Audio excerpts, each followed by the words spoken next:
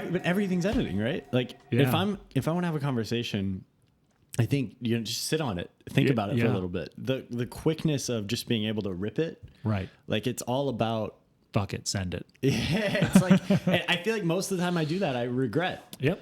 So I think creating like barriers between yourself and getting that out is probably a good thing. Like you sat down and going back to when the guy threw the thing at you and you sat down and wrote the thing out.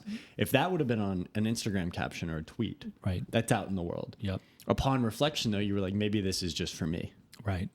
So, maybe we need more of that mindset of like, because we have all these tools for getting our impulsive, immediate reaction to things out, right? Everything's so immediate. We can easily deliver what's going on in the moment. And there is something really fundamental, I feel like, about that kind of two-hander between your feelings, your impulses, your reflexes, that initial heat of the moment kind of reaction or whatever you put out there.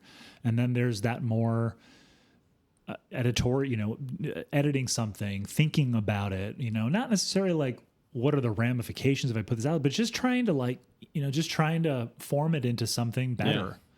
Yeah. And I think in the editing process too, one of like the key questions that comes up is like, do I actually like this? Right. Yeah.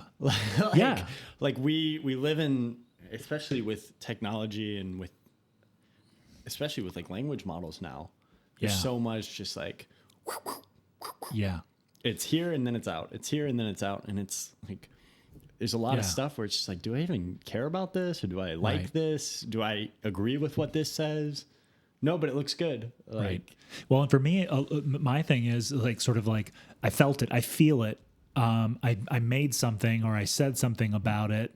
And the truth of that, sometimes makes my more editorial parts of my brain, or sort of the part that wants to shape something into something better. It's like I'm so connected to how I felt. Like I felt true to that expression in the moment, and therefore it can't not be good because it was just an impulsive reaction and I put it out there. Or, like you talked about, like Dylan didn't just rip through Blowing in the Wind and then just like, yep, that's the song. Yep, send it.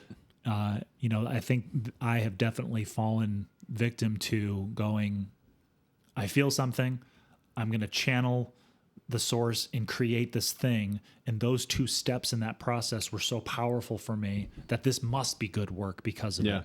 Or this thing must be good because it came from that place. I love the Dylan example of Blown in the Wind because it's drastically different. Yeah. After he sat down and cut out verse. And you can buy books of his where it's like all of his lyric pages. Right. He would write on paper a lot and just, that's a really paper and typewriter as well.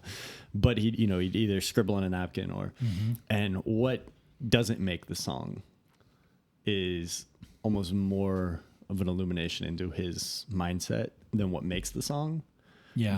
And, he could have just been like, I'm fucking Bob Dylan. Right. Like at this point, he's probably got a little bit of that, like, it's good. Yeah. I'm Bob Dylan. But he's like, no, I gotta like, take stuff out, and there's always going to be subjectivity that comes into play here. But, that's what our editors just, micromanaging things to death. That's always the question that arises. But it's like, you're making the choices and you see that initial draft and the final product. And one is a lot more effective at saying what it's trying to say, to my eyes, at least. Yes. And I think a lot of people would probably agree with that. So, taking that time to got it all down. It's here. Step away, come back. What am I trying to say here? Yeah. Oh, well, I don't need this paragraph, or I don't need this line of dialogue, or these photos aren't these. I thought they were good. Or like you're shooting a film and you have the scene where it was like a pain in the ass to get, right? People always use this example. Oh man, we spent half a day on this. That's right. Yep. This has got to go in. Got to go in. And then you start looking, and most of the time it's like, this just doesn't fit. Yep. Which is ironic that that's usually the scene that is like the one. And that's the battle between, your subjectivity and your objectivity. Yeah. Like we did all the work that we did, all this, blah, blah, blah. We got to keep it in. And then your objective brain is going, this is no good. This isn't working. This isn't made for what this needs to be. Yeah. And I'm sure there's stuff, there's lots of stuff, whether it's a song, a movie, a screenplay, whatever, a photograph that, like maybe could have become something great or really powerful, but the wrong forces at play in the editing process. Yeah. Or a lack of an editing process. Yeah. Complete lack. Could have really messed things up. I feel like we do have a lack of an editing process. It's a cultural thing nowadays. There is a very big lack of editing, and you see it in writing. Mm-hmm. You see it in video. Yeah. You see it in, there's a lot of film that I'll watch where it's like, did they even, like, why is this here? Like, this was already, it's almost become a bit of a lost art. It had been a golden afternoon, and I remember having the familiar conviction that life was beginning over again with the summer and summer.